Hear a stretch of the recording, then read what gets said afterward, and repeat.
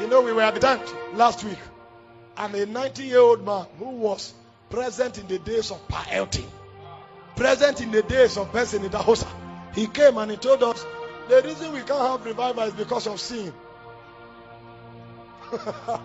He didn't preach Rema. There was no, the government of God is about to appear in the territory, and the move of the Spirit, no Rema. The reason we don't have revival is because there is sin. The reason we don't have revival is because there is no truth in the church. So because God gives the man influence over 2,000 people, he comes to the altar and he stands like this and he says,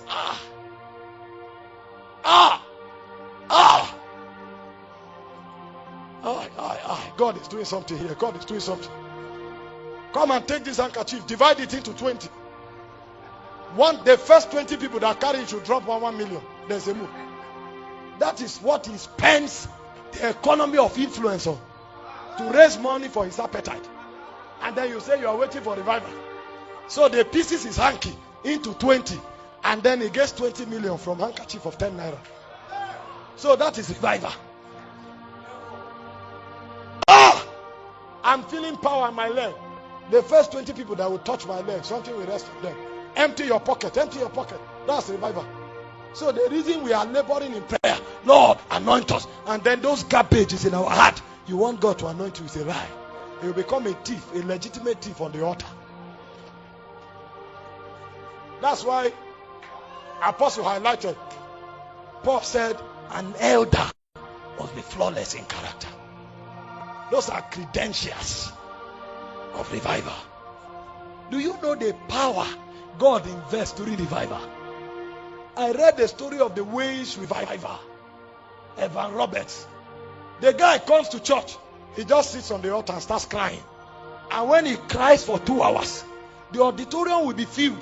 The whole street will be filled.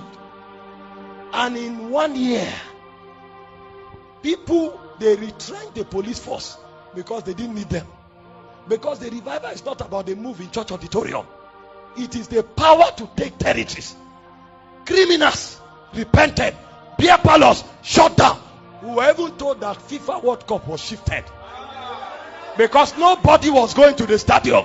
That is the power that God gives during revival, and such power is invested in one man. You think God will take the risk of allowing his character not to be tampered with?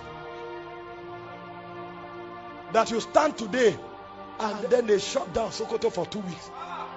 You know that kind of power. Your character must be tested. And that's why the angels that steward revival are the seraphims. And the seraphims, they move in the midst of the coals of fire, because they have to be purged day and night. Day and night. The purging continues. Sometimes God will strip you of everything. You went and prayed and asked God for baptism of revival. And then when God comes to answer your prayer, he strips you of everything. He's trying to shape and chisel your character. You know, sometimes you come for a meeting because people are clapping. You now came like this. You didn't do anything wrong, but you are high-minded. And when you are empowered, that high-mindedness can stop the move of God. So what God will do is that he will take you and hide you in the sandpit for 2 years. You will be praying for visibility. God will not answer you. The day you are broken and you say, Lord, I'm sorry, then you have 30 invitation, because it's not about invitation, it's about character. We don't know how to have power with God. Power with God is not raising the dead, because in the realm of God, men don't die. There's something deeper than raising the dead. That's why I say a man that can keep his tongue is stronger than a man that can take a city. So when God wants to give you the grace that takes a city, he will first of all regulate your tongue.